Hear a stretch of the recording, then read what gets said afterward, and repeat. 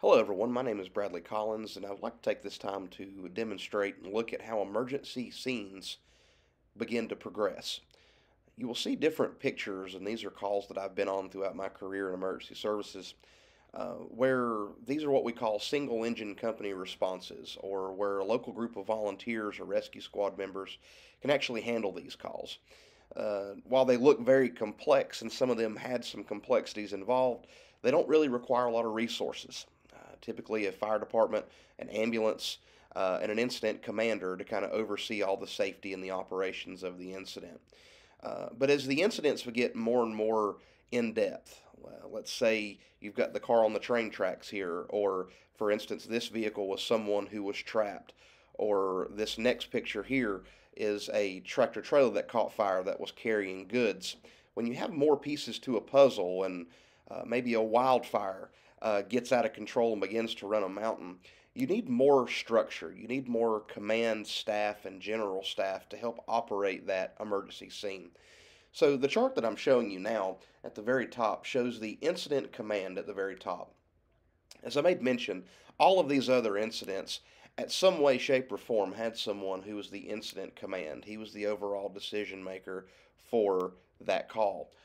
But as you see here, as the chart begins to branch out and show different things, the command staff is the public information officer, the safety officer, and the liaison officer. The PIO, the public information officer, is the one who will deal with the media. They're the ones who will do press releases. They stay on top of what the current status is of that incident, and they report it to the public. And that's what you'll see a lot of times on Facebook, Twitter, and all the other different accounts. So the PIO can be different people, but on large incidents, they typically designate someone to be that. The safety officer obviously deals with all things safety, and the liaison officer is the go-between between different agencies. Then at the bottom, it begins to branch out into a whole different section called the general staff. As these incidents, such as a wildfire or a hazmat spill, get more complex and require more personnel and equipment, you'll need to have an operations sections chief involved. The operations sections chief really puts the incident commander's plans into motion. The incident commander will set the objectives, and the operations sections chief will come up with tactics and strategy on how to implement those objectives. Next, you'll see the planning section chief. When you get into a multi day and even several week type of incident where you've got several different agencies represented, hundreds of people, you're going to implement a planning sections chief.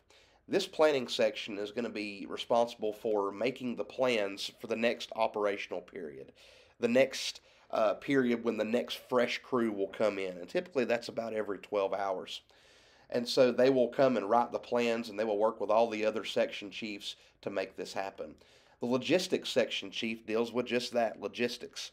He's going to make sure that there's food, that there's housing, tents that are there.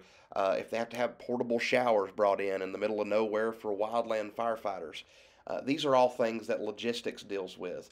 Another big one is fuel. Making sure that if you're on a wildfire out in the middle of Montana, that you've got fuel trucks that are there to keep all of your different trucks, whether it be gas or diesel or a helicopter or whatever it be, make sure they have all the fuel and the needs that they have. The next one is the finance administration section chief.